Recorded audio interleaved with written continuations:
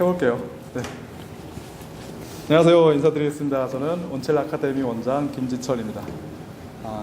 저희 온첼 아카데미에서는 그냥 아이들이 공부만 하는 게 아니고 정확히 목표를 찾고 그 목표를 이제 추구했으면 좋겠어요. 그래서 약간의 그 자원봉사라든가 공짜로 해주신 거예요. 네.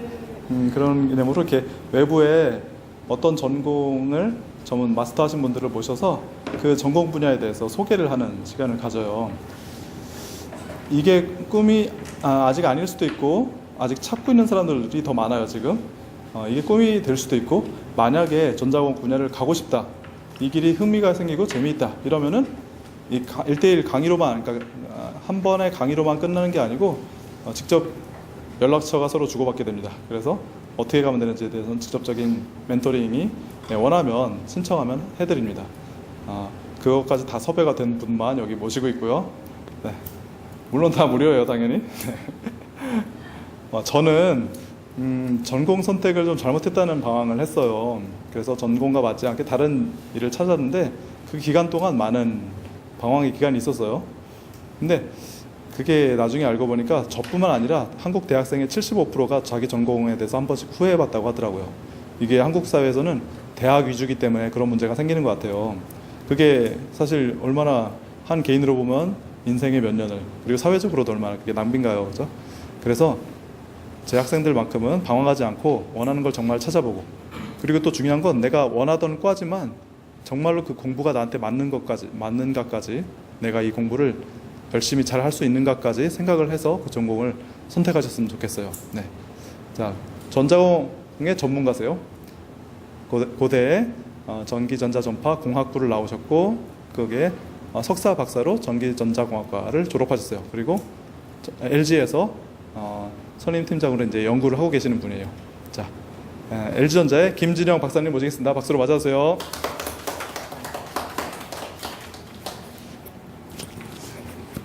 네, 안녕하십니까. LG전자의 김진형입니다.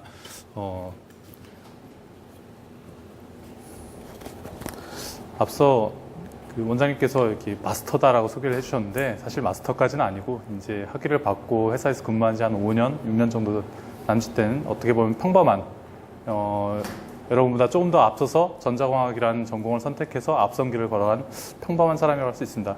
그래서 맨 처음 이 제안을 받았을 때, 멘토 강연에 대한 제안을 받았을 때, 내가 무슨 얘기를 할 수 있나, 내가 이미 성공을 해서 이 길의 끝에 서 있는 사람인가, 그건 분명히 아니거든요. 분명히 아닌데 제가 그러면 어떤 얘기를 해줄 수 있을까? 그러면 나도 아직 내 꿈을 이루어가기 위해 노력하고 있는 사람이구나. 그러면 내 꿈을 이루어가기 위해서 나는 어떻게 하고 있고, 내 꿈은 아직 진행형이고, 이런 제 삶의 전반적인 내용에 대해서 공유를 해줬으면 좋겠다. 그래서 같이 고민을 하고 같이 꿈을 꿔보고 그걸 목표로 하고 있습니다. 그래서 오늘 제가 드릴 말씀은 제가 이제까지 어떻게 살아왔고, 대학생활, 또 대학원 생활, 간단하게 회사에서 어떤 업무를 하는지 이런 걸 소개를 해드리고, 여러분이 또 제일 무서워할 그 수학 공부 그게 얼마나 중요한지 제 직업에 있어서 그런 거를 간단히 말씀드리도록 하겠습니다. 그래서 부담 없이 편안하게 들으시고요. 1시간 남짓 말씀드리고 이에 질의응답 시간 가지도록 하겠습니다. 먼저 저는 서울 사당동에 소재한 그 경문고등학교를 졸업을 했습니다. 졸업하고 바로 그 고려대학교 전자과죠. 전기전자전파공학부에 입학한 이후에 동대학원에서 박사까지 졸업을 하고, 그리고 졸업 직후에 바로 LG전자의 시스템 IC 연구소라는 곳인데, 시스템 IC가 간단하게 말씀드리면 반도체입니다. 반도체, 메모리를 제외한 반도체 분야에서 선임연구원으로서 계속 재직 중에 있습니다. 그래서 사진은 이 훤칠한 인물이 잘 안 보이실 텐데 네, 어디 학회 가서 발표하는 거랑 박사 졸업식 때 찍은 건데, 이때 제가 그 회사 일정 때문에 졸업식에 참석을 할 수가 없어서 아무도 없어요. 저희 가족만 데리고 이렇게 휑한 이 잔디 보이시죠? 네, 휑한 겨울바닥의 잔디, 이 공학관 앞에서 그냥 썰렁하게 찍은 그 사진입니다. 그래서 좀 아쉽긴 하지만 그렇게 찍었었고, 이 사진들을 간단히 넣어봤습니다. 그럼 제가 이제 어떤 분야에 몸담고 있고 어떤 일을 하고 있냐라는 걸 간단히 말씀드릴 텐데, 먼저 입사 직후에는 제가 TV의 반도체 개발 분야에서 일을 했습니다. 한 3년간 이쪽 일을 했었는데 제 구체적인 전공 분야는 여러분들 흔히 그 휴대폰 들고 다니시죠? 집에 TV 대부분 있으실 테고 그 어떤 모바일 디바이스나 어떤 TV에 들어가는 그 영상 화질 개선, 영상을 받아서 디코딩해서 화면에 뿌려줄 때 이걸 어떻게 잘 화질을 개선시켜서 보여준다든지 그런 거를 연구하는 분야, 영상 처리라고 합니다. 일단 영상 처리 또는 영상 비전, 영상 정보를 인식받아서 비전 인포메이션을 받아들여서 이걸 어떻게 정보를 뽑아내는가 그런 관련 분야, 영상을 해석하는 그게 제 전공 분야가 됩니다. 그래서 반도체, 그럼 반도체하고 그게 어떤 연관이 있냐, 뭐 좀 의아하실 수 있는데, 반도체가 모든 시스템에서 대부분의 업무를 다 처리하기 때문에 영상 화질 개선을 하는 업무도 여기 내에다 포함이 되어 있습니다. 그래서 TV 반도체 내에서 이 화질 개선용 또는 알고리즘 시스템 개발을 하는 쪽이다. 이게 뭐 어떤 건지 잘 모르실 텐데, 이 왼쪽은 게 초당 60장 확 재생되는 거고, 얘는 더 빨리 120장 내지는 240장 정도로 빨리 이게 재생되면은 이게 LCD TV 특성상 뭐 화면이 뭐 흐려 보일 수 있는데 그런 걸 좀 더 선명하게 뚜렷하게 잘 만들어주는 그런 엔진, 그쪽을 좀 구체로 담당했었고요. 그리고 최근 3년 동안에 또 앞으로도 계속 지금 몸담고 있는 분야는 요즘 제일 핫한 분야죠. 운전자 보조 시스템이라고 해서 영어로 간단하게 Advanced Driver Assistance System이라고 해서 ADAS라고 되어 있습니다. ADAS라고들 많이 얘기하는데 간단하게 얘기해서 차량 운전자 보조. 내가 운전하면서 몰고 갈 때 운전자가 졸고 있지는 않은지, 차선을 벗어나지 않는지, 또는 블라인드 스팟에 그 사각지대에 어떤 차가 들어오지 않는지 뭐 이런 것들을 감지할 수 있는 그런 기술을, 총체적인 기술을 개발하는 건데요. 이것 또한 이 차량 앞에 보시면은 이렇게 카메라 센서가 붙어 있습니다. 그래서 카메라 센서가 이렇게 넓게 전방을 비추고 있으면 거기에서 앞에 전방의 차량들이 어떤 거리에 어떤 위치에 있고 도로가 어떤 모양으로 생겨 있고 또 차선이 어디에 있고 이런 거를 영상에서 추출해내는 겁니다. 그래서 그런 쪽 연구를 계속 하고 있고 앞으로도 할 예정입니다. 그러면 여기에서 현재 제가 몸담고 있는 회사에서 어떤 그 업무, 어떤 비즈니스를 하고 있고 관련된 LG가 사실 여러분들 LG전자 하면 어떤 그 주로 생각하십니까? 뭐 텔레비전, 세탁기 주로 그쪽을 생각하시죠. 근데 차량 이쪽도 한다니까 좀 의외일 수도 있는데 LG전자에서 어떤 걸 하고 있는지 간단히 보여드리겠습니다. 메르세데스벤츠와 손잡고 무인 자동차 부품 개발에 나섭니다. 이에 LG그룹의 자동차 부품 사업이 탄력을 받을 전망입니다. 한재 기자가 보도합니다. LG전자가 독일의 메르세데스벤츠와 손잡고 무인 자동차 부품 개발에 본격적으로 뛰어듭니다. LG전자는 최근 벤츠사와 무인 자동차의 능력화를 담당할 스테레오 카메라 시스템 개발을 위한 양해각서를 교환했습니다. 양사가 공동 개발에 나서기로 한 시스템은 차량 전방의 위험을 관찰하는 것은 물론 교통정보 수집까지 만든 무인 자동차의 핵심 부품입니다. 주행 중 운전자가 미처 발견하지 못한 장애물이 나타나도 차량이 바로 멈출 수 있도록 제어하고 차량이 주행 차선을 이탈하면 경고음을 알려줍니다. 뿐만 아니라 도로 및 속도 제한 표지를 인식해 차량이 적정 속도를 유지할 수 있도록 제어합니다.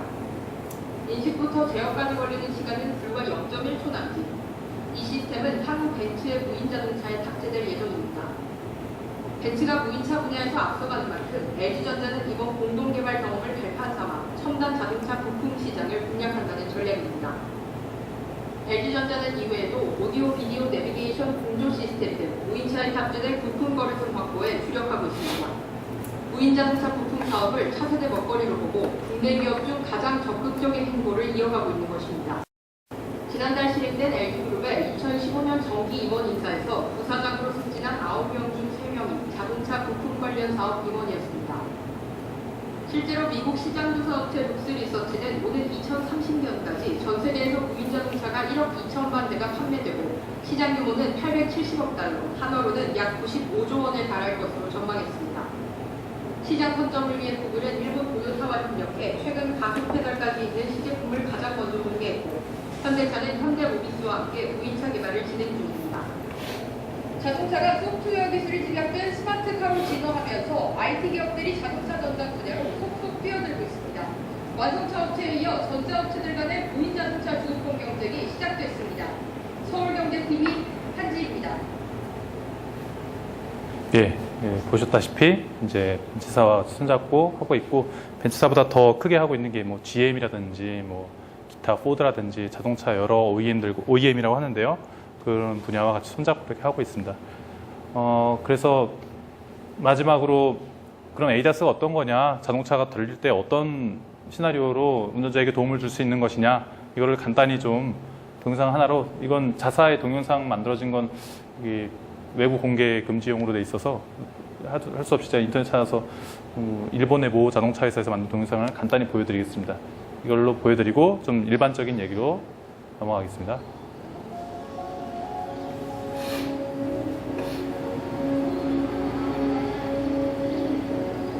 이제 옆에서 차량이 들어오는 것을 감지해서 알러트를 해주는, 경고를 올려주는 그런 거죠.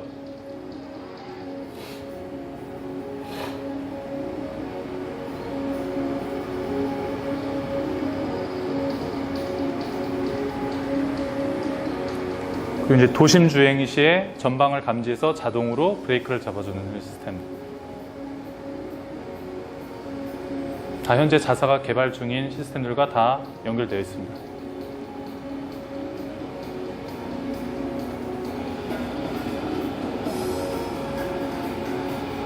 이건 이제 교통 표지판 인식해준 시스템이죠. 이게 최고 속도 50, 이게 오른쪽에 있을 때 달리면서 이걸 인식을 해서 바로 운전자에게 알려주거나 또는 시스템에 통보를 해주는 형식이 됩니다. 이건 이제 전방에 갑자기 어떤 물체가 나타나거나 차량이 저속 차량을 만났을 때 전방 추돌 경고 이런 것도 되겠습니다.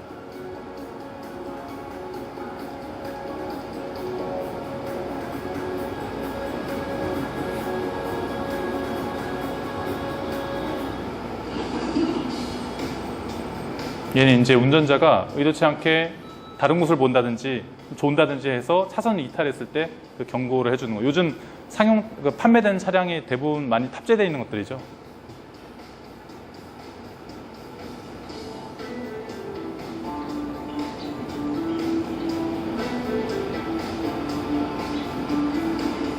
아까 잠깐 말씀드린 사각지대, 운전자가 운전하면서 보기 힘든 그 지역에 차량이 있을 때 알려주는 겁니다.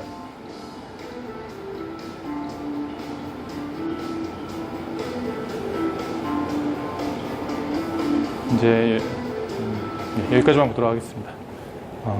앞서 이제 제가 참여한 프로젝트, 개발 중인 과제들과 최대한 유사한 것들만 간단히 보여드렸고, 너무 특정 분야에 대해서는 얘기만 해서 조금 지루하실 수도 있는데, 이제 전자공학에 그러면 어떤 과목이 있고 어떤 내용이 있고, 그리고 졸업 후에 그럼 전자공학을 해서 어떤 진로로 갈 수 있는가, 이거에 대해서 간단히 말씀드리겠습니다.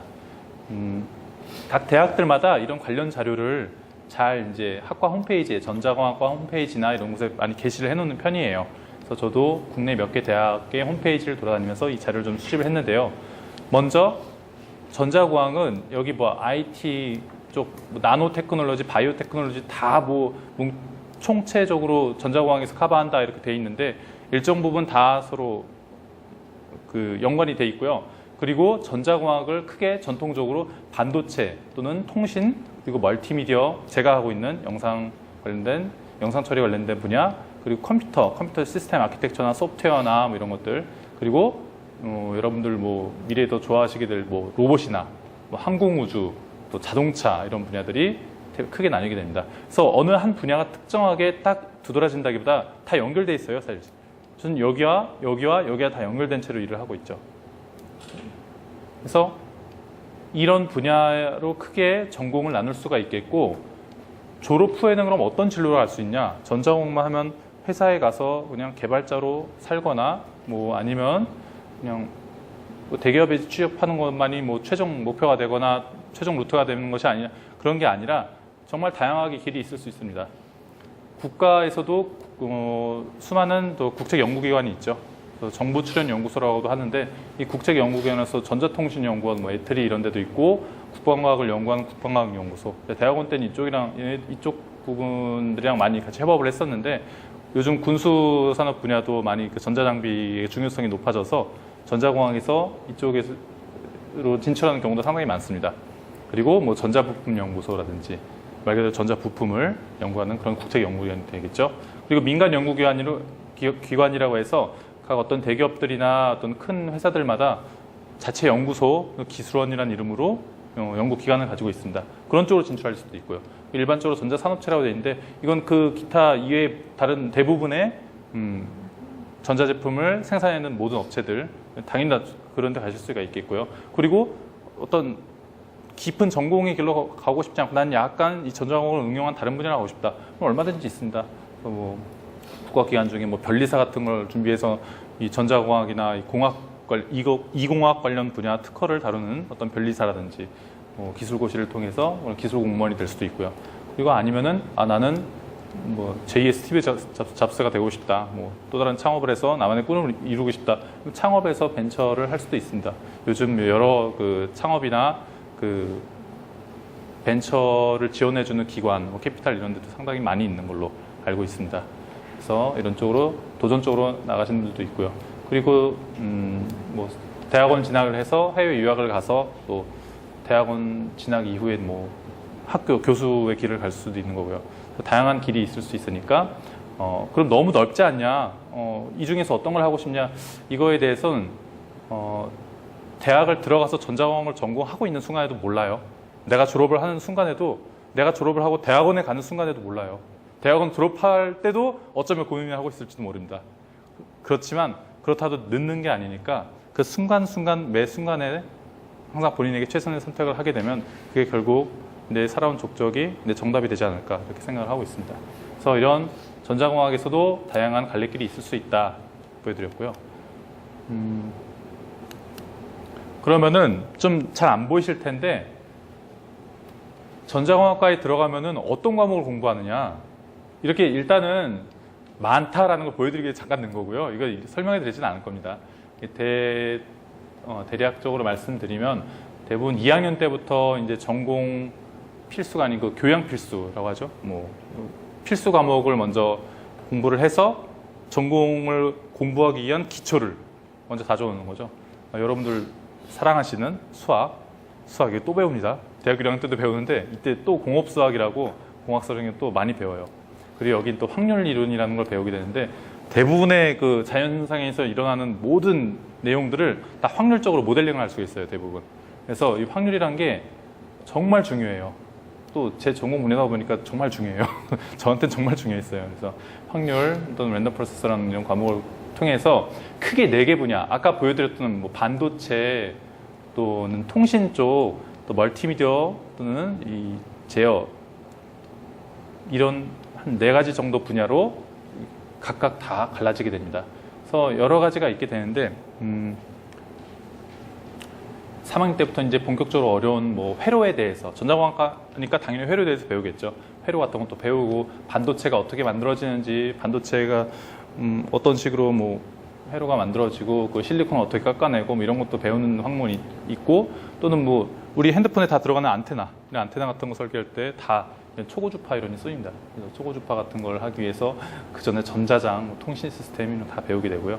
그리고 영상 처리가 영상을 어떻게 해석하냐? 요즘 디지털 시대니까 대부분 이 영상을 보여주는 기기도 다 디지털로 픽셀이라고 그러죠. 대부분 학생들이 잘 아실 거예요. 오히려. 그래서 픽셀로 하나하나 다 이 영상이 표현이 되면은 그 디지털 신호를 어떻게 처리할 것인가에 대해서 제일 기초적인 어떤 시너미 시스템이라는 것부터 해서 여기를 다 이렇게 갈래쳐서 이렇게 공부하게 됩니다.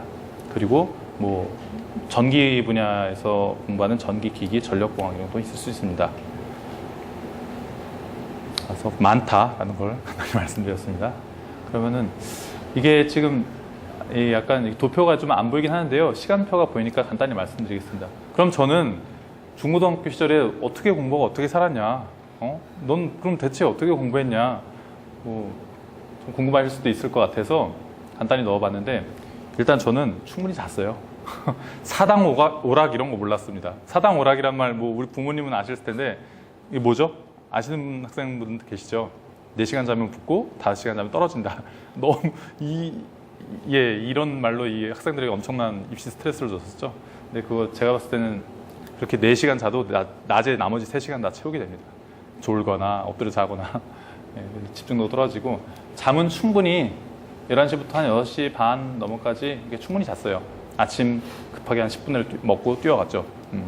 그리고 7시쯤에, 한 7시 10분쯤에 영교시 수업이 시작됐으면, 저 때는 그럼 영교시부터 이 5시까지, 9교시까지 있었어요. 그래서 9교시까지 다 하고 나면은 학과목도 많았죠. 19개인가 18개인가 됐었어요. 이과 과목 뭐 한 7개인가 8개 다 배웠었고, 그러니까 상당히 과목도 많았고, 그걸 다 끝마치게 되면은 이제 저녁 식사 1시간 정도 하고, 그리고 그 이후에 9시까지 야간 자율학습을 거의 대부분 전원이 필수적으로 했습니다. 필수적으로 하고, 그러면 9시까지 하면 부족한 거 아닌가? 중학교 때는 한 9시 정도로 다 끝났는데, 고등학교 때는 끝나고 나서 뭐 약간 한두 시간 정도 더 봤던 것 같아요. 한두 시간 더 봤던 것 같고, 9시 끝나고 이제 하교해서 11시 전까지는 쉬다가 자고, 그런 생활을 반복을 했죠. 그러면 맨날 이렇게 열심히 했으면은 지금 저는 세상의 대부분의 학문을 섭렵했어야 되는데, 맨날 이렇게 살지는 않았고 주말엔 충분히 쉬었습니다. 토요일에는 독서실에 가거나 쉬는 때는 이게 부모님 들으시면 안 되는데, 잠깐 가방 맡기고 친구들이랑 농구하러 가거나 그런 경우도 가끔 있고요. 그리고 일요일에는 저는 이제 개인적으로 교회를 다니다 보니까 교회에 가서 아침에 가서 오후까지 가서 친구들이랑 놀고, 수정하겠습니다. 예배드리고, 성실하게 살았죠. 그래서 저희 취미생활 학창 시절에는 제가 보기와는 다르게 약간 기타를 좀 칠 줄 알아서 기타 치고 노래 부르면서 놀거나, 그리고 키가 크다는 이유 하나만은 농구의 센터로 무조건 불려가서 맨날 손가락 삐고 이러고 농구를 하고 살았습니다. 그리고 이거는 부모님 보시면 안 되는 부분 같아서 이건 말씀은 안 드리겠습니다. 뭘 했죠. 그리고 방학 때는 이 수업 대신 학원이 있었어요. 그래서 저는 단과학원이라고 그러죠. 예전에 뭐 한샘학원, 한국학원 이런 것들도 있었는데, 그런 단과학원 같은 데 많이 다녔었거나, 아니면은 자체적으로 독서실에 다녀서 공부를 했거나 뭐 이런 데서 좀 했죠. 근데 제일 개인적으로 효과를 봤던 그런 수업은 혼자서 집중해서 파는 게 제일 효과를 많이 봤던 것 같아요. 그냥 필요한 과목에 대해서 학원에 가서 어느 정도 듣고 내가 스스로 혼자서 공부하는 시간을 가졌던 게 제일 컸던 것 같아요. 자, 그럼 이렇게 공부하다가 대체 어떻게 공대에 진학을 했느냐, 공대 진학을 어떤 고민을 거쳐서 했느냐. 저는 사실상 공대 진학, 전자공학과를 선택하게 될 때 정말 그 무수한 고뇌의 시간을 거치지는 않았던 것 같아요. 한 일주일 생각했나? 일주일 생각하고 그러고 정했던 것 같은데, 그런 분위기가 좀 있었어요. 제가 대학 갈 당시만 해도 전자공학 하면은 거의 뭐 취업에 있어서도 최고고, 대학교 3학년 때면 대부분 특채가 돼서 뭐 대기업들로 다 간다든지 뭐 이런 것도 있었고, 그래서 여기 가면은 어떤 험난한 가시밭길이 앞에 있는지도 모르고 여기 가면 취업도 잘 되고 좋겠구나라는 거를 생각하고, 당시 분위기 편성돼서 이런 취업을 좀 생각하고 갔던 것도 있고, 또 난 좀 네임밸류 있는 학교를 가고 싶다, 그래서 모교의 전자공학과를 선택하게 된 경우가 있었고, 그리고 또 사실 의학 계열로 충분히 갈 수도 있었는데 못 갔던 이유가, 제가 개인적으로 지금도 피를 보면 이렇게 몸에 힘이 쭉 빠져서 의학 쪽은 좀 못해요. 지금도 못 건드려요. 주사바늘 하나 못 찔러서. 제가 찔릴 일도 없지만 어쨌든 상처 나서 피 나는 걸 봐도 몸에 힘이 빠져요. 그래서 어릴 때 그런 분위기가 좀 있어서 공대를 가게 됐죠. 그래서 아까 원장님이 잠깐 언급하셨는데, 대부분 대학생들이 거쳤던 과정을 저도 잠깐 겪었어요. 대학에 들어가서 공부가 너무 어렵다. 나는 대학 가서 좀 많이 놀고 미팅 소개팅도 좀 하고 많이 놀고 싶었는데, 남들 축제 기간에 맨날 우리는 중간고사 준비해야 되고 공부해야 되고 힘들다, 고민을 했던 때가 있죠. 그래서 여러분들이 나중에 대학을 가고 나서도 그런 고민을 어느 정도 하실 수 있는데, 그런 과정을 저도 다 겪고 나서 그래도 이 전공 안에서 어떤 선택을 할 수 있고 내가 어떻게 살아갈 수 있겠구나 라는 고민을 좀 더 거친 이후에 대학원까지 가게 되고 그렇게 됐습니다.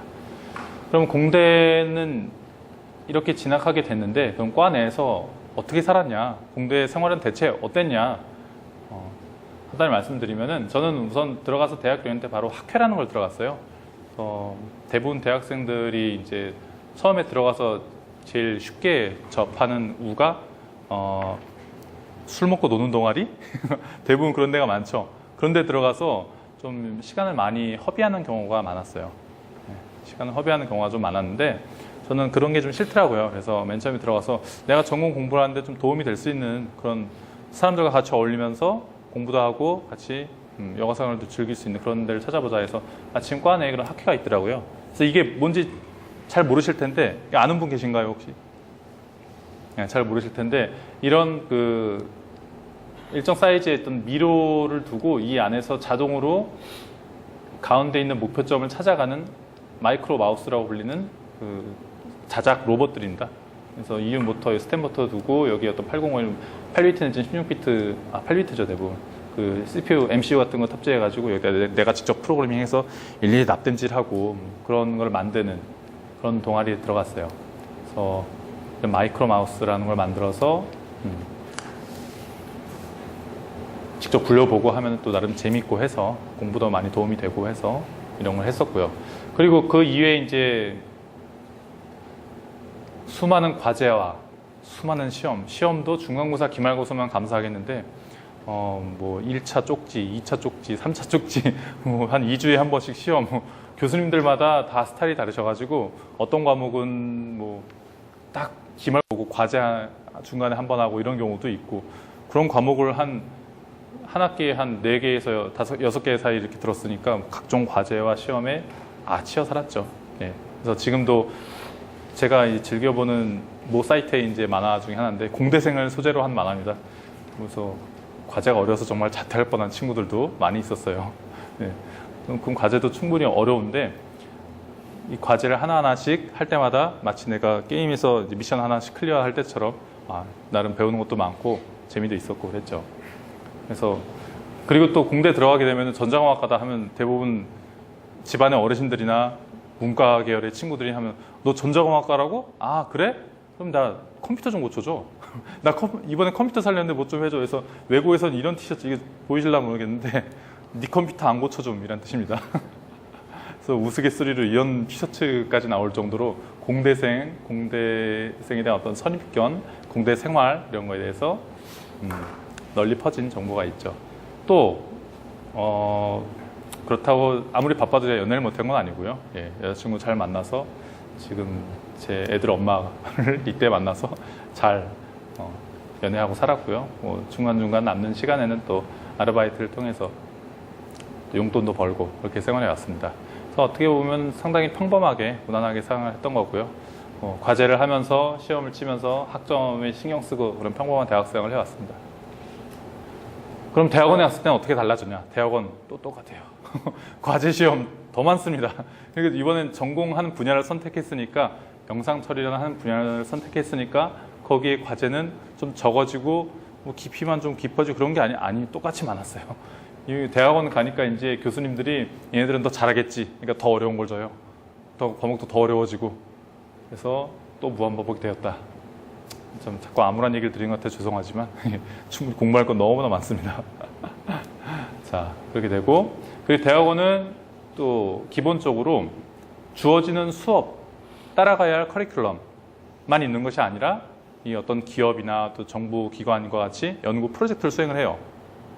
제가 아까 말씀드렸던 어떤 뭐 삼성이나 LG 또는 또 국가과학연구소나 전자통신연구원 그런 데서 이런 주제로 이런 연구를 합시다 하고 뭐 지도 교수님께 제안이 오면은 그거를 지도 교수님과 그 산하 학생들이 같이 연구를 하죠. 그 연구를 수행을 하면서 논문도 쓰게 되고요. 이것도 너무 과학적인 이미지라 하실 수 있는데 이 정도까지는 아니죠. 이 정도까지는 아니지만 논문을 쓰라는 압박은 이 교수님의 압박도 있지만 자체적인 압박도 상당합니다. 그러니까 과제도 하면서 논문을 쓰게 된다는 게 저는 출산을 경험하지 않았지만 여자들이 출산을 경험할 때 그 고통과 산고를 겪고 난 이후에 그 기쁨을 얻는 거의 유사하다고 혹자가 그렇게 얘기를 합니다. 그래서 논문 하나 써서 그게 SCI 저널로 출판이 되고 하는 걸 볼 때 정말 뿌듯하죠. 내 연구원으로서, 내가 연구자로서 내 성과물이 기본적으로 나오는 거니까 그걸 출판물로서 봤을 때 그리고 그 출판물을 만들어내고 학회에 참석을 해서 국내든 해외이든 나가서 발표를 하면서 사람들과 같이 아까 첫 이미지에 잠깐 보여드렸던 게 이제 그 미국에서 매년 1월에 열리는 가전제품 쇼 제일 큰 게 있는데 CE쇼라고 하는데요. 거기에 나가서 발표할 때 그때 청중이 너무 많아서 너무 긴장을 했던 생각이 드는 기억이 납니다. 예, 그런 학회에 참석을 해서 발표도 하던 그런 생활을 했습니다. 그래서 뭐 오해하실 텐데 교수님들 이러지 않으십니다. 대부분 점잖으세요. 대부분 점잖으시고 논문 안 쓰면 다만 졸업을 안 시킬 뿐이에요. 예, 이제 학생들이 받는 압박의 수준은 거의 이거다. 예, 좀 우스갯소리를 넣었습니다. 그러면 공학인의 삶을 반복해서 또 말씀드리는 건데 왜 우린 남들 놀 때 공부해야 합니까? 이런 학관의 동기들 내에 정말 많은 불만 아닌 불만이 있어요. 그래서 남들 축제 때 축제도 못 가고 우린 이제 다른 뭐 상경 계열이나 인문 계열 쪽은 중간고사 끝나고 이제 5월에 축제 뭐 놀러 가고 있는데 우린 2차 시험 준비해야 되고 이런 게 정말 많아요. 근데 요즘 내 고등학교나 이런 데서도 다시 이과에 대한 수요가 어느 정도 늘어난다는 게 그만큼 요즘 20대 이하 세대에게는 취업이 상당히 어려운 얘기가 되었죠. 그만큼 그 기업도 이제 점점 채용 수를 크게 늘리지 못하는 상황이고 세계 경기 침체 뭐 이런 것 다 맞물려서 그래서 어렵다 보니까 이과에 대해서 많이 몰리는 편인데 그 이과가 공부가 이렇게 남들 놀 때 공부해야 될 정도로 많은데도 불구하고 몰리는 게 이렇게 공부하고 살아서 결국은 내가 다 득을 보게 된다는 거죠. 내가 다 득을 봐서 내가 마치 그 어떤 소위 변호사, 의사 이런 전문 자격증을 가진 그런 사람들처럼 나만의 기술을 가진 사람이 돼요. 나만의 기술을 가진 사람이 된다는 게 어르신들 흔히 하는 그런 말씀 있죠. 남자는 기술이 있어야 한다. 뭐 남자뿐만 아니라 사실 여자도 마찬가지지만 기술이 있어야 한다는 게 나만의 어떤 아이덴티티, 나만의 어떤 테크놀로지를 내가 보유하고 있다는 것 자체가 내가 어디 가서는 쓰임 받을 수 있고 어디 가서든 이 사람은 쓰임새가 있고 이 사람은 여기에 이런 일을 할 수 있으니까 이런 일을 시키면 돼. 그게 정말 사회에 나와서 정말 중요한 얘기예요. 내가 그냥 일반 회사에 나가서 그냥 남들 다 특히 아무나 이 사람이나 저 사람이나 다 할 수 있는 어떤 사무일, 일부 사무일, 대부분의 사무일들은 전문성이 있지만 그 전문성이 없는 그런 사무일들을 하는 사람들과 공학 같은 걸 공부를 해서 나만의 기술을 가진 사람들은 확연히 차이가 나기 때문에 내가 이 기술을 가지기 위한 어떤 인고의 과정이다 라고 보시면 될 것 같아요. 그래서 남들 놀 때 공부해야 한다. 중고등학교 때 공부하는 그 습관대로 계속 공부하면 상당히 좋을 것 같습니다. 짬짬이 놀고요. 예. 그래서 공부 끝이 없죠.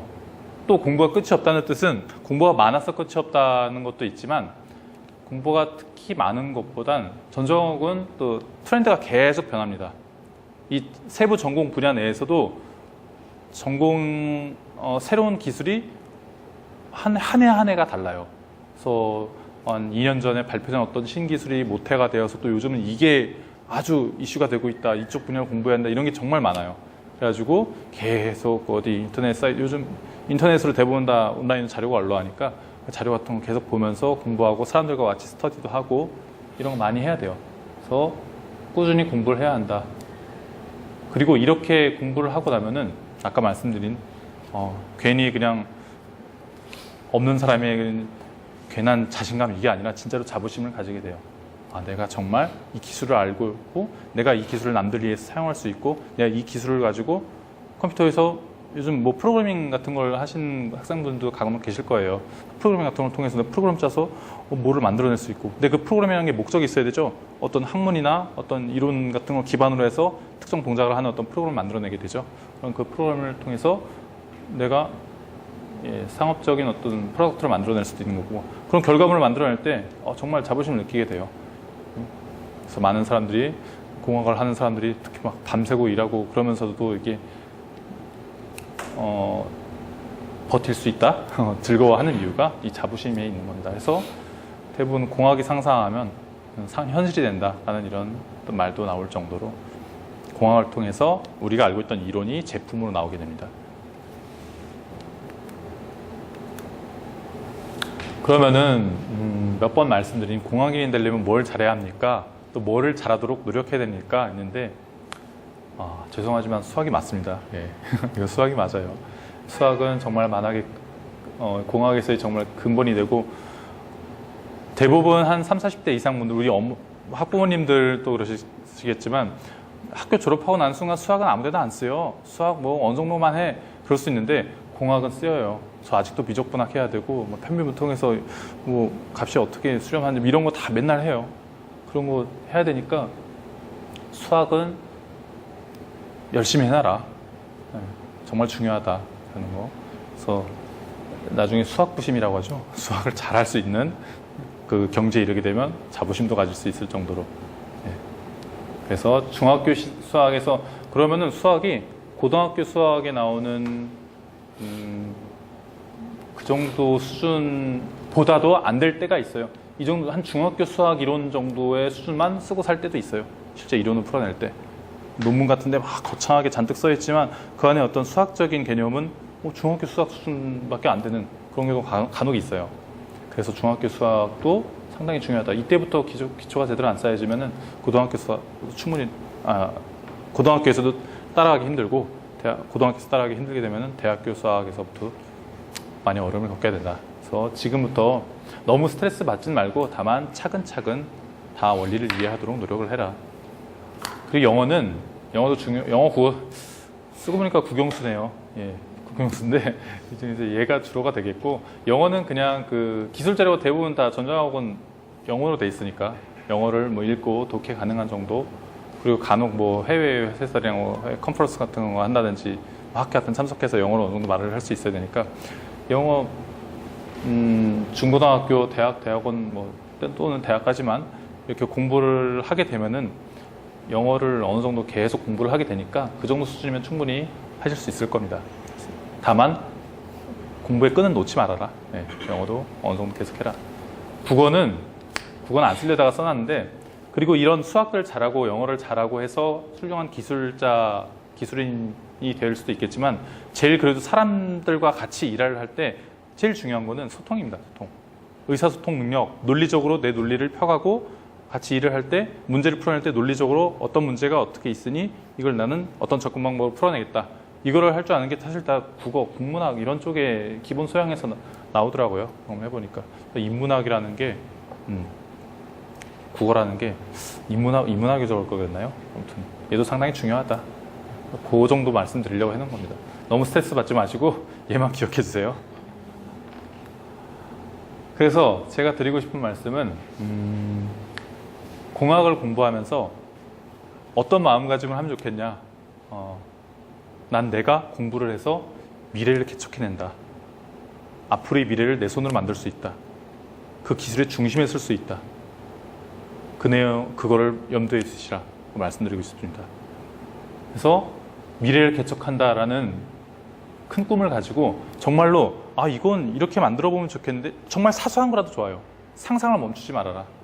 이 제품은 나는 핸드폰에 나는 이게 너무 버튼이 불편해. 내 손만 대면 인식하게 할 수 있으면 좋지 않을까? 그렇게 하면 지문 인식이 있을 수 있고 나 지문 인식도 필요 없어. 그냥 바라보기만 해도 풀렸으면 좋겠어. 그럼 홍채 인식이 나온 거고 그런 식으로 뭔가 상상을 계속하면서 근데 이게 뭐죠? 사람을 점점 편하게 해주는 거죠. 사람을 점점 편하게 해주고 나의 생활을 좀 더 부드럽게 윤택하게 해주는 그런 어떤 테크닉들입니다. 그래서 이게 좀 약간 극단적인 표현일지 모르겠지만 사람을 점점 게으르게 만들어줄 수 있는 거죠. 가만히 앉아서 있으면은 또 내가 밖에서 외출했다가 들어와서 바로 이제 에어컨 켜고 창문 열고 청소하고 이게 아니라 내가 집에 접근하고 있으면은 홈 오토메이션 통해서 에어컨도 알아서 켜주고 로봇 청소기 알아서 돌아가서 다 해주고 사람이 얼마나 게을러집니까? 정말 게을러지죠. 그런 게으름을 추구하되 단 엔지니어는 게으르면 안 돼요. 부지런해야 됩니다. 이 게으름을 해주기 위한 기술들, 제품들을 만들어내기 위해서는 부지런해야 돼요.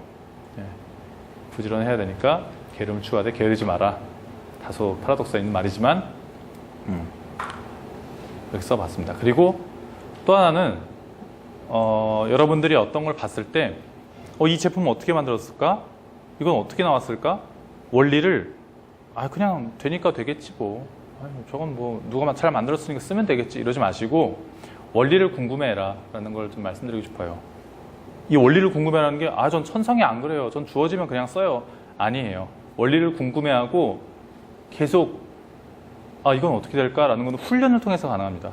저도 사실 대학원 갔을 때 저도 어떻게 보면은 상당히 수동적인 사람이에요. 수동적인 사람에서 주어진 거에 만족하고 이게 있으면 내가 받는 건 10이지만 한 7, 8 정도까지만 줘줬으면 나 그냥 이거 만족하고 살지 뭐.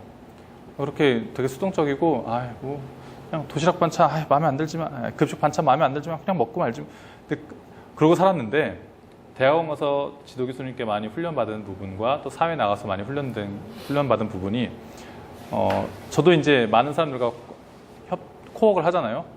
협업을 하게 되는데 협업을 할 때 그래 이거는 교수님 이건 어떻게 만들었어? 예, 이건 이런 식으로 만들었습니다.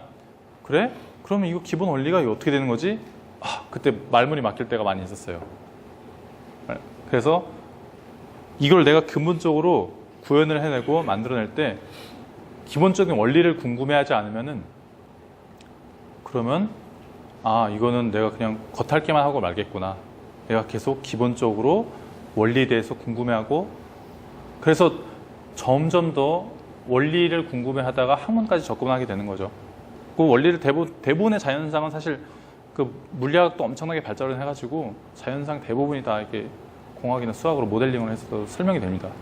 그래서 그런 원리까지 궁금해해서 아주 정말 원천에까지 이룰 수 있으면 정말 좋겠고요. 저도 사실 그 정도 레벨은 아니고 그런 원리를 계속 궁금해하는 그런 사람이 되었으면 좋겠다.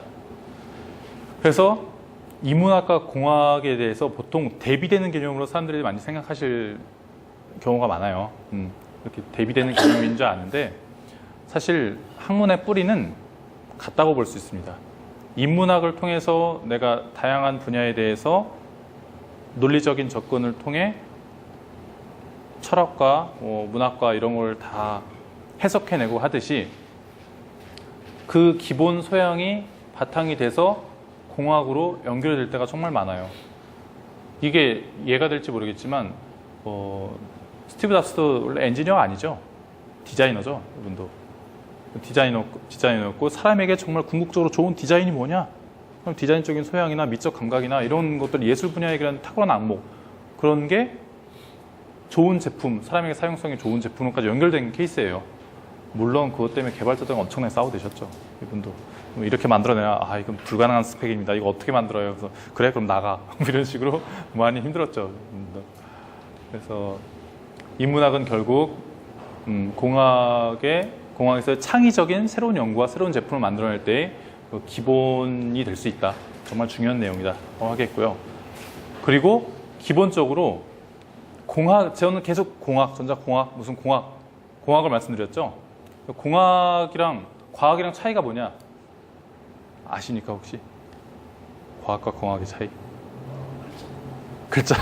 그렇죠. 글자도 달라요. 글자도 다른데 뭐가 다르냐면은 과학은 어떤 현상이 있으면 그 현상을 보고 이건 왜 그럴까 하고 추론해내고 원리를 탐구해내는 사람들인 거고 그래서 우리가 해석할 수 있는 과학적 지식으로 수학이나 이런 걸로 풀어낼 수 있는 그런 사람들이 되겠고요. 공학은 그거를 현실에 접목을 해서 우리가 실제 사용할 수 있는 어떤 제품 그리고 그 원리를 실제 이 제품에 적용하기까지는 정말 많은 과정이 필요하기 때문에 최적화 이런 과정도 충분히 필요해요. 우리가 흔히 접할 수 있는 핸드폰이나 이런 것도 여러분이 정말 그 제조사에 가보시면은 수많은 어떤 최적화 과정, 일상생활에서 이런 데서 충분히 일어날 수 있는 다양한 수많은 경우의 수를 다 제거하고 불량 같은 거 다 제거하고 그러고 만들어진 제품들입니다. 그래서 핸드폰 보실 때마다 TV 보실 때마다 땀 흘리는 엔지니어들, 공학자들 좀 기억해 주시면 좋겠고요. 예. 그래서 과학과 공학은 그런 차이가 있고 서로 긴밀하게 연계되어 있지 않으면 인류에게 보탬이 되는 제품은 절대 나올 수 없다라는 것을 말씀드리고 있습니다. 그러면은 이게 좀 뜬금없는 얘기일 수도 있는데 이렇게 공부만 하고 살면 어떡합니까? 재미없지 않아요? 공부 알겠습니다. 공부하라고요? 네. 거기까지가 아니라 내가 이 공부를 해서 전자공학도의 삶을 살게 되면서 어떻게 살고 싶은가? 저는 행복하게 살고 싶어요. 맨날 일만 하다가 토니바퀴처럼 살다가 뭐 이렇게 회사에 맨날 와서 뭐 굶금금하고 그러고 살고 싶지는 않습니다. 그러고 살고 싶지는 않고 행복을 추구하는데 이 행복에서 제일 중요한 키워드로 제가 요즘 많이 생각하고 있는 게 삶의 질이라는 거예요. 삶의 질. 월화수목 금금금 내 가족과는 대화도 단절된 채 주말에 애들이랑 여행 한번 못 가고 그러고 사느냐. 삶의 질이 떨어지겠죠. 예, 그렇게 살 수는 없고 요즘 대부분의 기업들이 사실 아직도 많은 높은 근무 강도를 요구는 하고 있지만 좀 트렌드가 많이 바뀌어서 여기 계신 학생분들이 회사에 갈 때쯤이면 아마 거의 북유럽이나 미국까지도 근무 환경까지도 가지 않을까 조심스레 추측을 해봅니다. 그래서 삶의 질이라는 거 내가 내 가족과 내 업무와 어떤 밸런스를 맞출 수 있다든지 그런 삶의 질도 가져와야 되겠고 그리고 이것 좀 약간 도발적인 얘기인데 그럼 공학을 하는 사람이 7, 80년대 특히 90년대였는데 반도체 하셨던 분들, 자동차 하셨던 분들, 섬유산업에 하셨던 분들 거의 사명감에 가까운 게 하셨죠. 아, 내가 이래야 내가 열심히 일해서 뭐 해외 아주 고급 인력인 뭐 해외 유학파 이런 분들 뛰어난 두뇌 이런 분들도 내가 언젠간 고국에 돌아가서 고국의 발전에 기여를 한다 이런 사명감이 투철하셨고 뭐 해외에 나가 있는 분들도 뭐 고국에 돈 붙여주시고 어마어마한 사명감이 있고 막 국가 발전을 기여를 꼭 해야 되고 그런 게 있죠. 근데 저는 이제 시대가 바뀌었습니다. 여러분들 세대는 그런 세대가 아니에요. 저부터도 그런 세대가 아닐 겁니다. 예. 아니어가고 있어요. 일단 내 개인의 삶의 질이 높아져서 개인의 삶부터가 행복해야 된다라는 게 제 지론이에요. 그래서 내가 이 일을 하는데 내가 이 전자공학이라는 분야를 선택을 했는데 행복할 것 같지가 않아. 그러면은 그런 신중하게 고민하셔야 돼요. 내가 공부를 하면서 새로운 분야의 새로운 제품을 만드는데 내가 최첨단에 선두에 설 수 있고 이게 난 맞아 보여. 재밌어 보여. 할 때 이제 전자공학의 시작이 될 거예요.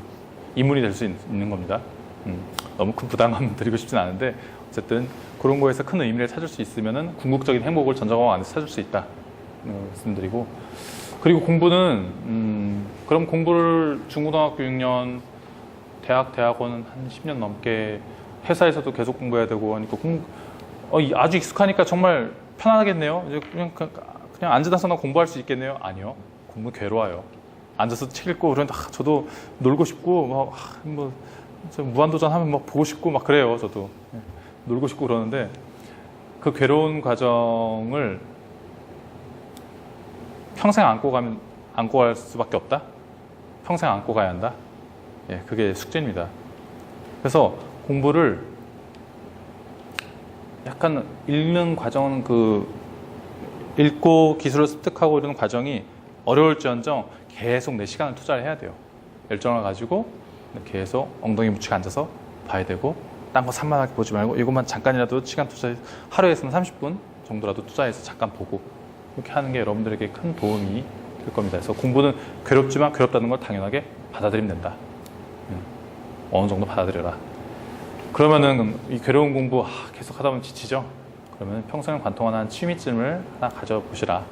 또 권장해 드리고 싶습니다. 저 같은 경우는 수영을 정말 좋아해요. 그래서 물에 들어가면 그냥 모든 고민이 싹 사라져요. 그래서 막 물이 안 풀리고 그럴 때 물을 너무 좋아하니까 수영을 못하면 샤워라도 해요. 샤워라도 하고 시간 남을 때 저는 이제 물에 가서 수영을 하게 되면은 물속에 들어서 잠수하고 그러면 정말 편해요. 그래서 내 평생을 관통하는 취미 하나 만들어두면은 정말 좋다. 근데 다만 여러분의 인생을 너무 갉아먹는 취미면 안 힘듭니다. 뭐 아이템 발굴하다가 막 밤새고 이러는 거 안 돼요. 그런 거 하시면 안 되고.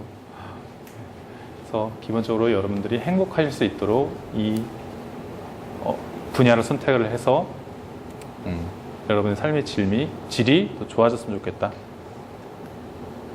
그렇다면은 현재 그러면 강사분은 꿈이 뭡니까 하고 역으로 저한테 되게 질문을 하실 수 있어요. 저의 꿈은 그러면 지금 벌써 회사 생활 어느 정도 했고 앞으로의 길이 어떻게 될 것 같고 어느 정도 보이죠? 무사히 회사 생활 잘 마치는 거 그게 제 현재 목표인가? 그렇지 않습니다.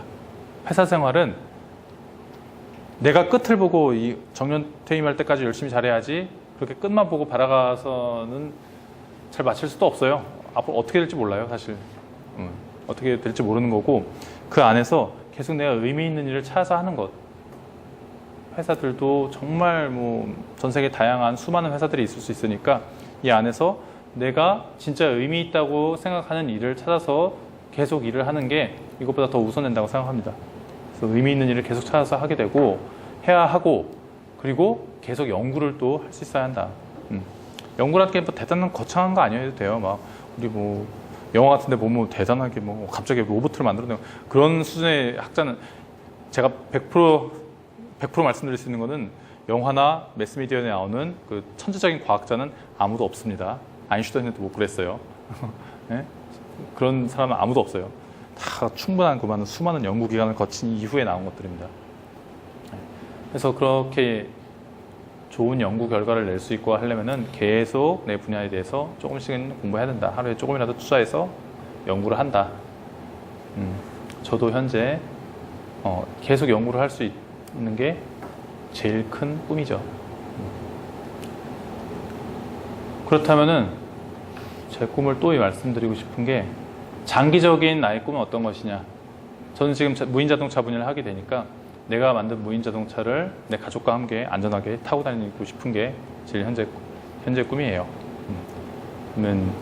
왜냐하면 뭐 운전하기 싫어서 주로 운전하기 싫어서 그렇다기보다 제가 만든 좋은 제품을 같이 공유했으면 좋겠고, 내가 가진 기술로 인류의 삶을 좀 더 보다 낫게 만든다. 이게 제 인생의 처음부터 끝까지 관통하는 제일 큰 키워드입니다.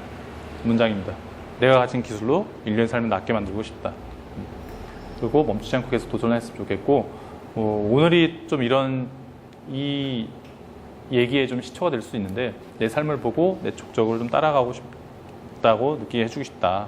예, 이게 제 인생의 장기적인 꿈이 되겠습니다. 그러면은 이제 멘티를 희망하신 분들이 앉아 계실 텐데, 제가 바라는 어떤 멘티의 모습은 무엇이냐? 많이 얘기했으면 좋겠어요. 톡을 주셔도 좋고, 뭐 소통을 많이 해서, 저는 이런 고민이 있어요. 하다못해 이번 방학 때는 뭘 해야 될까요? 이런 너무너무 사소한 고민도 괜찮으니까 자주 많이 소통을 했으면 좋겠어요.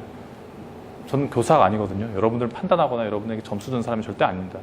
여러분 절대 아니니까 저와 계속 소통을 하고, 소통을 두려워하지 않는 사람이 좋겠고요.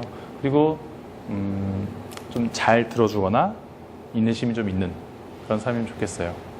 이게 너무 조금 뭐가 안 좋다 해서 바로 다른 자리로 점프하고 다른 걸로 점프하고 이러지 말고, 내가 어떤 한 분야에 대해서 계속 고민을 했으면은 그거에 대해서 좀 인내심을 가지고 자료도 찾아보고 사람들에게 물어보기도 하고, 또 공부를 나 오늘 또 공부할 거야.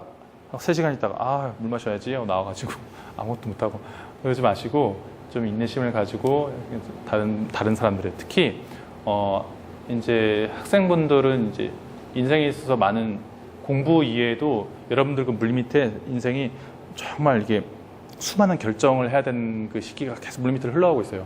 이걸 도움 주시는 분들이 사실 제일 가까이 계신 부모님이나 보호자분들이신 거고, 그 이제 부모님과 보호자분들이 못 해주시는 분들은 뭐 선생님이나 뭐 다른 또 저 같은 사람들이 이렇게 해드릴 수 있는 거고 하니까, 그 수많은 결정의 과정 가운데 여러분들이 다른 사람들의 말을 경청할 수 있어야 돼요. 특히 어른들의 말씀하시는 게 대부분 지루하지만 아주 경청할 만한 좋은 내용들이 많다라는 걸 인내심을 가지고 잘 들으셨으면 좋겠어요.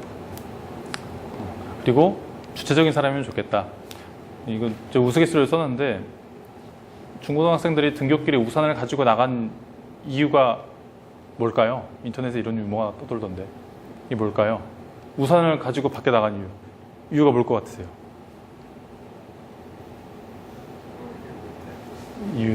정답은 엄마가 가지고 나가라고 했습니다. 네. 그래서 비가 오고 안 오고 나는 중요치 않아요. 그냥 엄마가 말하는 게 중요하지. 예, 좀 우스갯소리로 넣는 건데, 그만큼 어떤 사소한 판단부터 해서 중요한 인생의 굵직굵직한 판단을 내 스스로 고민을 하는 신유를 했으면 좋겠다. 그런 주체적인 사람이 되었으면 좋겠어요. 지금 아니라도 고민하실 필요는 없고 점점 그렇게 되었으면 좋겠습니다. 그래서 내 10년 후, 20년 후의 모습을 좀 상상을 하면서 계속 그리고 그걸 즐기고 나 10년 후에 10년 후에는 멋진 여자친구와 같이 있을 거야. 뭐 이것도 좋아요. 네, 그래서 10년 후에 20년 후에 어떤 삶을 살고 있을지 상상하면서 즐기시면 좋겠고요. 그리고 지금 안 하셔도 좋으니까 성실하려고 계속 노력하셨으면 좋겠습니다. 그리고 이건 저도 중고등학교 때 항상 이랬는데 나의 미래는 항상 현재보다 좋아진다 라는 강력한 믿음을 가졌으면 좋겠어요. 나의 지금 현실이 너무 답답하고 재미없고 학교 루틴한 생활 재미없을 수 있다. 그래도 앞으로 몇 달 후에는 1년 후에는 2년 후에는 나의 인생이 점점 더 내가 바라는 방향으로 가고 현재보다 나아진다라는 강력한 믿음을 가지시면 좋겠습니다. 그래서 그러면 저는 어떤 사람이 되어드리겠냐 하면은 오늘 이렇게 말씀드렸던 것처럼 저도 정답을 가지고 있는 사람은 아니고 계속 저도 걸어가고 있는 사람이에요. 하지만 저의 미천한 경험이라도 나눠드릴 수 있는 수준은 되니까 경험을 나눠드리고 여러분께 그렇다고 제가 정답을 들 수 있는 수준은 아니기 때문에 정답을 들 수는 없어요. 정답을 들 수는 없고 그리고 여러분 현재의 삶이 지금 앞으로 정말 수많은 갈래길이 있잖아요. 이걸 선택할 수 있는 지금 이 시기가 얼마나 소중한지 이런 걸 깨닫게 도와드리겠습니다. 그리고 여러분들이 꿈꾸시는 것을 제가 함께 고민해드리고 제가 비록 전자공학 한 분야에만 몸담고 있지만 지금껏 삶을 살면서 다양한 분야의 사람들도 만나게 되셨습니까? 만난 사람들 간접 경험을 통해서라도 여러분들의 꿈이 최소한 어떤 방향으로 갔으면 이런 방향으로 가면 좋겠다라는 걸 대략적으로도 고민을 해드릴게요. 일단 준비한 자료는 여기까지가 되어 있고요. 들어주셔서 감사합니다.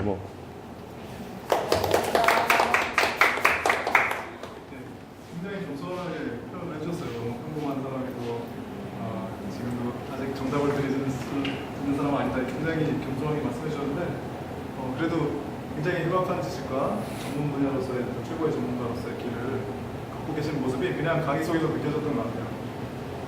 혹시 질문 있어요?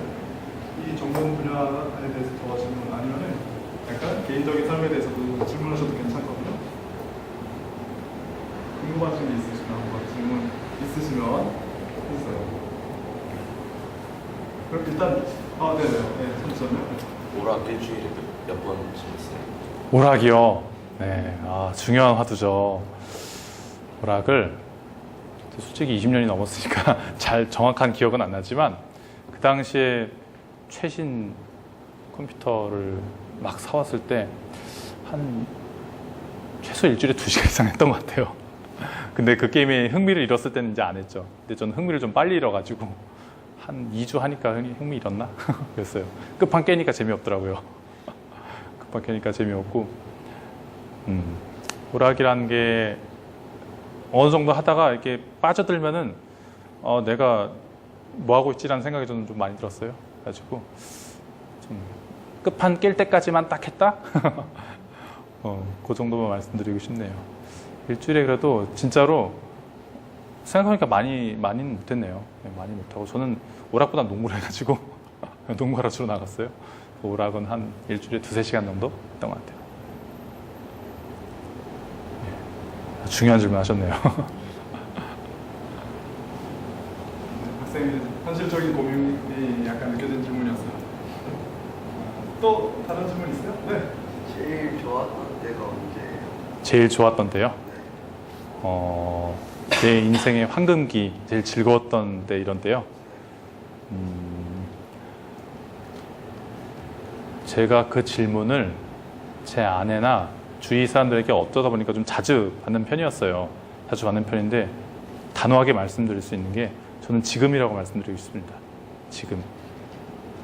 제 지금이 제 과거보다 항상 나았고 내 현재가 더 나은 미래를 만드는데 초석이 된다는 정말 진짜 강력한 믿음이 있어요.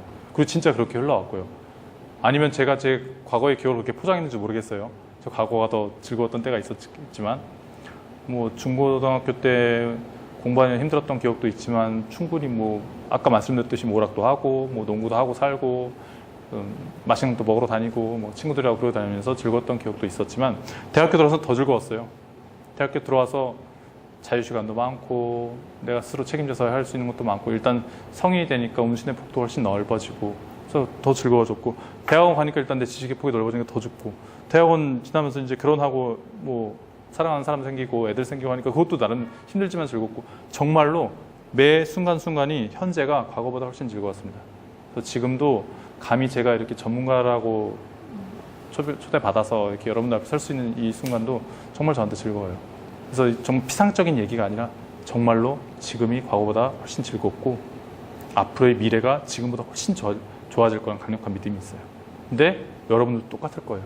여러분들 저보다 더 무한한 가능성을 가지고 계신 분들이기 때문에 충분히 미래가 더 즐거워질 거고 현재가 과거보다 훨씬 좋아질 겁니다. 좋아지게 될 겁니다. 또 질문이 좀 해주세요. 네. 아까 이렇게 강의하시는 게 즐겁다고 하셨잖아요. 예. 그랬는데 요새 솔직히 학교에서 학생들한테 봉사를 하라고 자꾸 시간을 채우라고 그러세요. 그런데 지금 어떻게 보시면 봉사해 주시는 거잖아요. 이렇게 따로 이렇게 저희들한테 받지도 않으시고. 그런데 이 봉사라는 걸 갖다가 그냥 단순히 이렇게 즐거움 때문에 이렇게 하시는 건가요? 이 친구들이 봉사를 할 때 정말로 그걸 즐거움을 느낄 수 있었으면 좋겠는데 그게 잘 와닿지 않는 것 같아요. 네, 그렇죠. 그 순수한 봉사 시간 때워라. 저도 고등학교 때 많이 했습니다. 예, 그 노인복지시설 가서 청소하고 막 이런 거 많이 했었죠. 뿐만 아니라 뭐 학교 어디 강제적으로 할당돼서 가서 뭐 해야 되고 많이 했었는데 그때 당시 그런 건 저도 똑같이 즐겁지 않았어요. 즐겁지 않았고 저는 그리고 봉사라는 단어를 사용하셔서 순간 깨달았는데 저는 오늘 이 자리에 나오면서 초대받고 자료 준비하고 오는 이 순간까지도 이거 봉사라고 생각을 못하고 있었거든요. 봉사라고 생각을 못하고 있었고 내가 좀 듣기엔 뭐 소위 좀 재수없는 말일 수도 있겠지만 제가 한 분야를 가지고 자랑할 수 있는 좋은 자리잖아요. 자랑할 수 있고 또 저는 저희 후배들이 저보다 더 훌륭한 엔지니어들이 저보다 더 똘똘한 사람들이 정말 많이 나왔으면 좋겠어요. 정말 많이 나와가지고 근데 그 길을 걸어갈 때 어려움도 많거든요.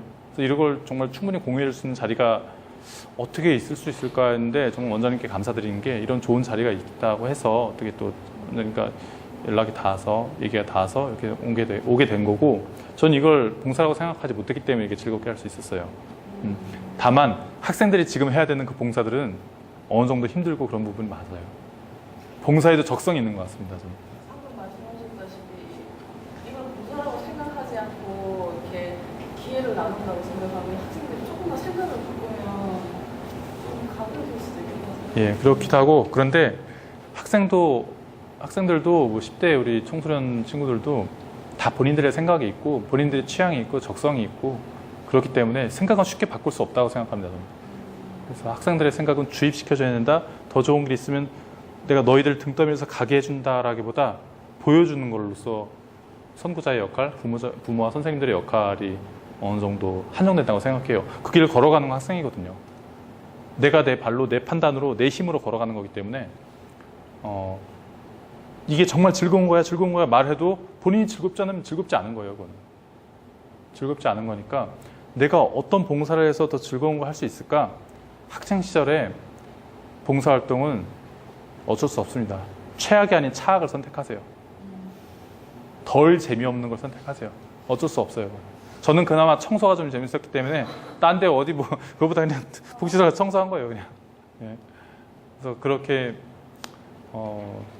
실제 봉사 시스템에 대해서 고민하시는 현직 교육자분들이 들으시면 뭐라고 하실지 모르겠지만 그런 현실적인 시스템의 제안은 그런 좀 피해가기로 하셔도 될 것 같아요. 네, 또 질문 있으세요? 없으시면 제가 마지막으로 하나만 여쭤봐도 될까요? 지금 사실 전자공학 중에서도 가장 핫한 분야 중에 하나에서 일을 하고 있잖아요. 무인 자동차 시스템. 근데 혹시 전자공학 갈 때 핫한 영역이 거기만 있지는 않은 것 같아요. 혹시 알고 계신 전자공학 갔을 때 내가 할 만한 핫한 영역들이 어떤 게 있는지 좀 예시를 들어줄 수 있으신가요? 예. 좀 어려운 질문 하셨네요. 저는 제가 하는 이 분야뿐만 아니라 정말 다양한 분야. 아까 그럼 잠깐 그 분야를 좀 말씀드릴까요?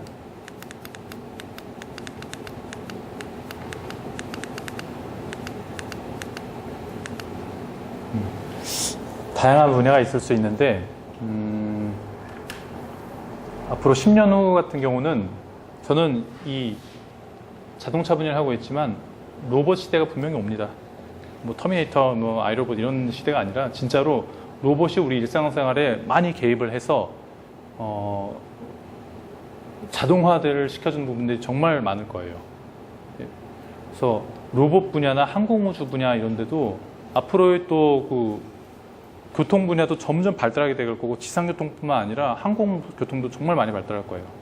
그래서 항공 쪽이 또 뭐 엔진 개발이나 아니면 컨트롤 시스템이나 모든 게 다 이제 발전하고 있는 분야이기 때문에 이쪽 상당히 핫한 분야가 되겠고요. 그리고 또 이 분야들을 필두로 해서 계속적으로 발전을 해나갈 분야가 반도체나 이런 영상통신기 이런 거의 소위 그 한계점에 도달해야 하지 않았느냐 이런 업계 추측도 있는데 절대 그렇지 않습니다. 반도체 제가 하고 있는 분야도 점점 더 미세공정으로 가고 더 작아지고 더 기판도 더 얇아지고 더 조그만 사이즈에다 더 엄청나게 많은 그 직접 회로를 넣을 수 있고 하기 때문에 또 가격도 당연히 반도체는 어떤 실리콘 재질을 만드는 거기 때문에 제조 비용도 들고 제 원가도 들고 하게 되겠죠. 이것도 점점 한없이 내려가게 되고 반도체 분야도 점점 핫해요. 우리나라가 정말 잘하고 있는 분야 중에 하나고 앞으로도 더 발전 가능성이 충분히 있는 분야고 그렇기도 하고요. 그래서 로봇 쪽이나 반도체 분야, 항공 쪽 분야 이런 데도 있고요. 그리고 여기 잠깐 써놨는데 여기는 없긴 하지만 나노 테크놀로지 있죠.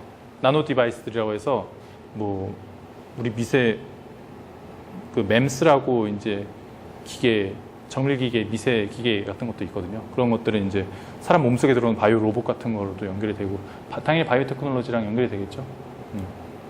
그런 의료기기의 그런 로봇 나노 디바이스 같은 그런 분야 충분히 있을 수 있습니다. 그리고 전자공학에서도 이렇게 많이 있지만 뭐 전자공학이랑 다른 뭐 재료공학 같은 데 접목이 돼서 그쪽이랑 나노가 사실 재료 쪽이랑 많이 접목이 된 분야죠. 이런 데 있을 수 있고요. 네, 전자공학 내에도 워낙 많은데 제가 아는 게 일천해서 일단은 이 정도로만 말씀드리겠습니다. 네, 감사합니다.